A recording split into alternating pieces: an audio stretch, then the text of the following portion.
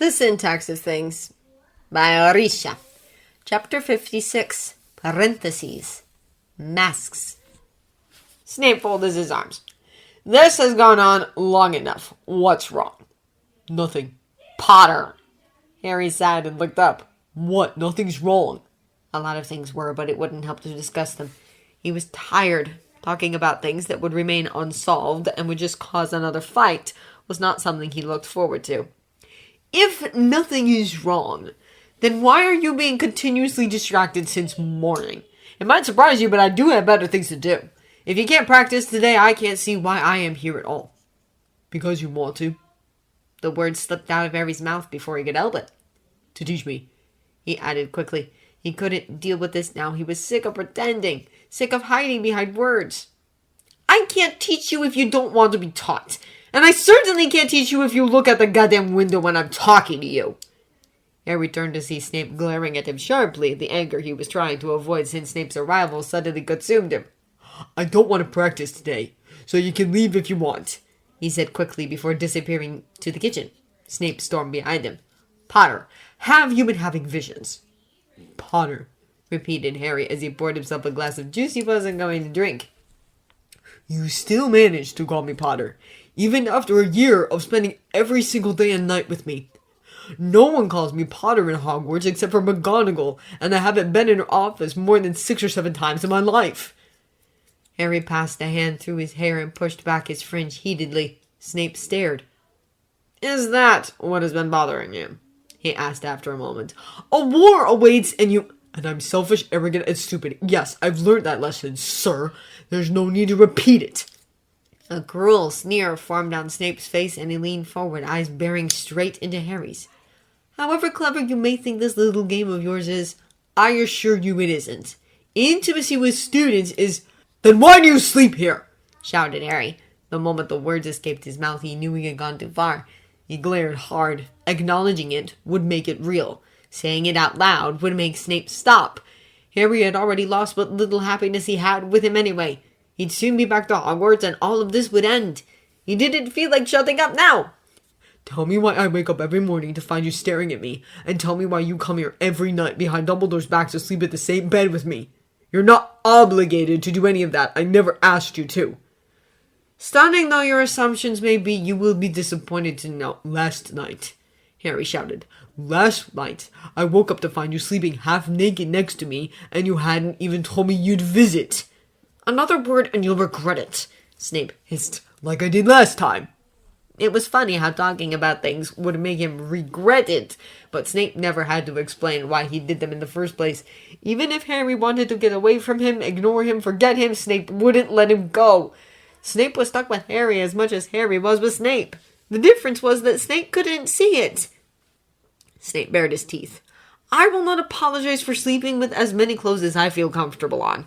I will apologize, however, for doing so in the same bed with an imbecile student of mine. I am sorry for being utterly horrified of what Dumbledore might do to me, should you commit suicide during your lonely and restless nights. I suppose you must make do by yourself from now on. Fine, I'm better off alone than being with someone who doesn't even know what he wants. Harry's hands twitched, and he felt thankful for not carrying his wand with him at the moment. It might surprise you, but I know far too well what I want, and what I do not. And why are you sleeping here? The truth. Tell me the truth. Because Dumbledore has nothing to do with it, and that's obvious, even to an imbecile like me. The silence that fell upon them had suddenly said too much. Harry's glare softened as Snape said nothing, and they stood there looking at each other, the answer to Harry's question lost somewhere between them. Harry realized that one could listen to silence and learn from it. It had a quality and a dimension of its own. All of a sudden he needed to be alone. Alone so he could ponder his shame and his despair in seclusion. Alone so he could lock himself in the bathroom without this conversation having happened face to face with himself, with only his stupid heart for company. Your silence is not going to protect you, Harry said at last. He let his anger dissolve entirely and took a deep breath. Snape's dumbstruck look was what Harry loved. He couldn't help but snort.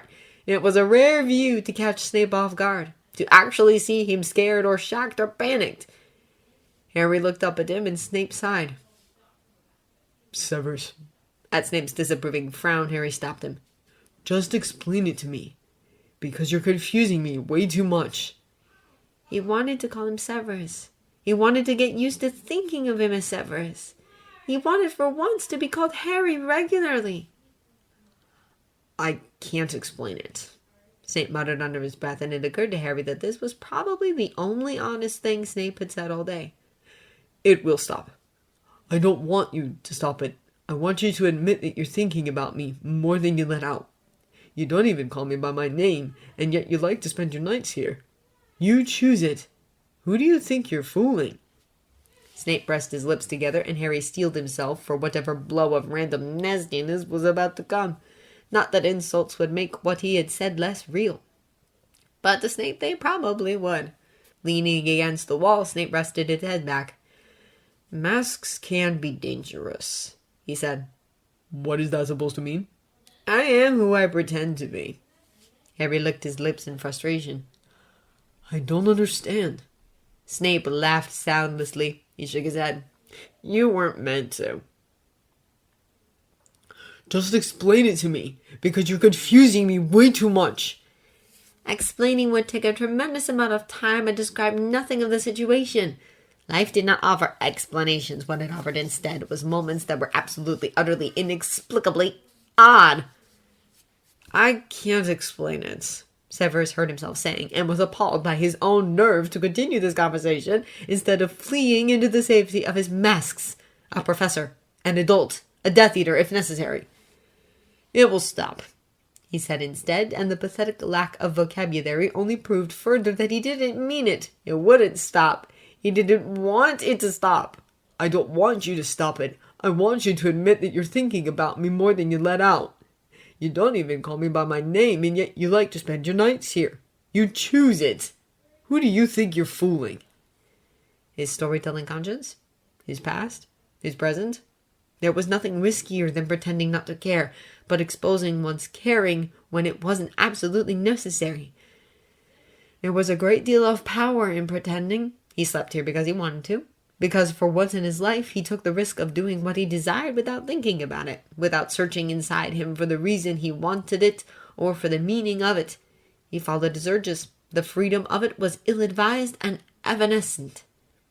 He was now being interrogated about it. He rested his head back against the wall and folded his arms. Receiving kindness was an extraordinary experience. Harry caused him a silliness of sentiments he hadn't felt since adolescence. The illusion of not having to be independent all the time had been new to him. That certainty that no matter what he did or how badly he behaved, he was still desirable as much as before was addictive. He was wanted here. It was unspeakable that this could mean anything to Severus. Masks can be dangerous, he said. Dangerous to keep, dangerous to destroy, dangerous to trust or to distrust. They held a soul of their own. Severus couldn't remember a time when he didn't have to wear one.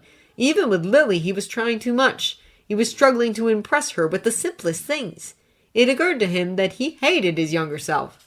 If he could go back, it would kill that brainless loser that he'd been, having overflowing emotions about a girl who would talk to him for hours at a time about the boys she liked.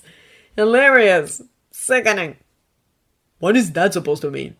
It meant that Harry Potter didn't stand a chance of hearing the truth. Severus didn't know the truth. I am who I pretend to be, and right now I'm pretending to be your enemy. I don't understand, Harry said. Laughter escaped him as he thought of what he could become were he to pretend to be a friend. You weren't meant to. Severus was awoken by a suffocating pressure against his lungs. He opened an eye to see Harry hugging him tightly. Against his own bare chest, Harry's torso felt sticky with sweat.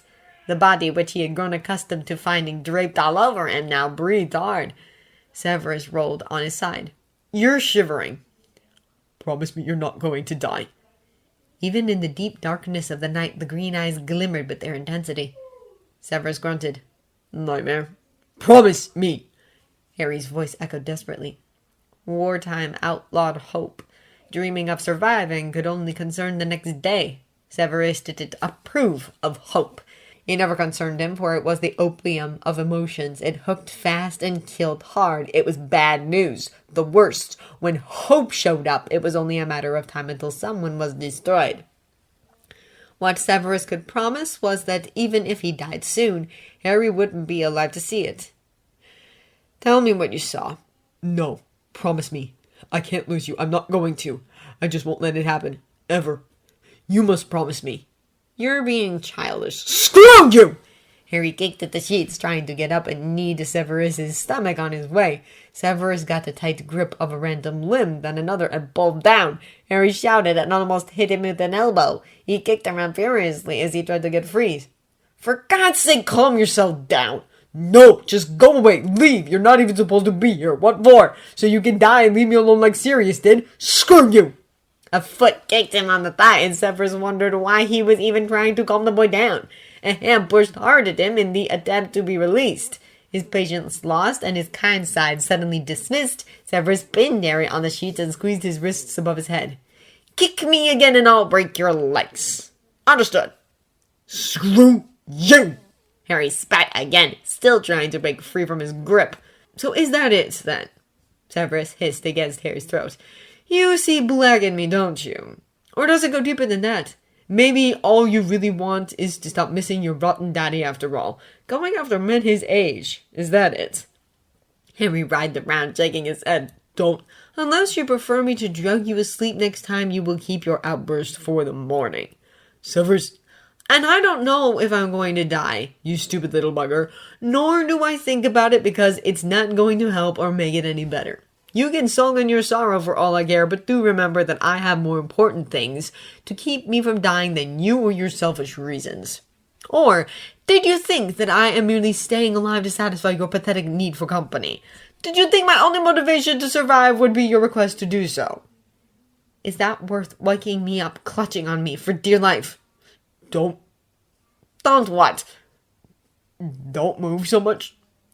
Chin up. Fuck. Harry closed his eyes and gasped, pushing his pelvis upwards. Severus stared.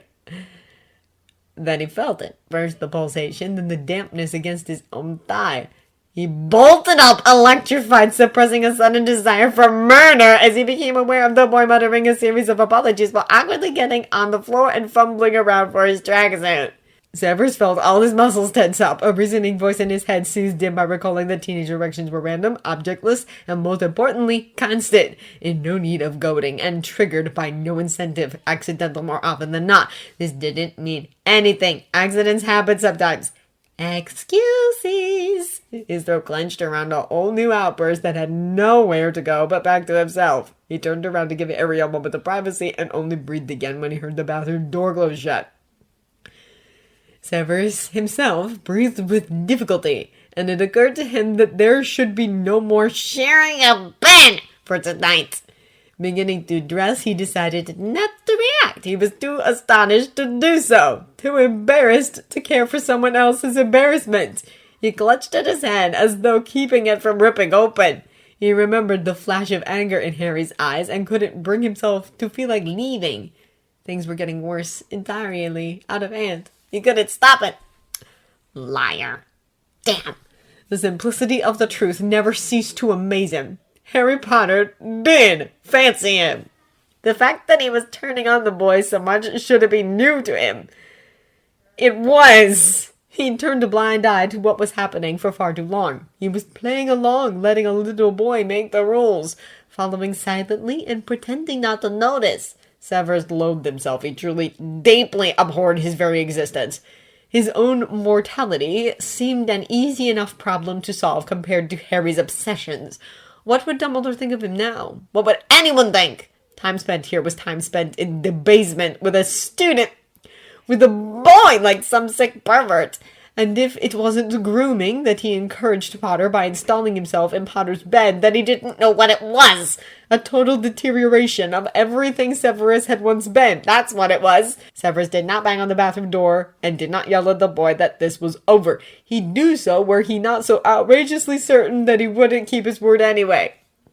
His stomach lurched, and he felt completely ridiculous, dispelling the village of the boy coming while pinned under him, which would probably haunt him again later. Severus put on his shoes. The door opened. "You're leaving?" Severus nodded stiffly. "I..." "Let's not, Harry." At the sound of snorting, Severus managed not to look back. His jaw clenched. His stomach still burned with a form of hatred he couldn't recall being familiar with. He could feel Harry's glare penetrating him from behind, and he silently counted the days left for this hell of a summer to end. When he finished counting, the nausea worsened. Not nearly enough, actually.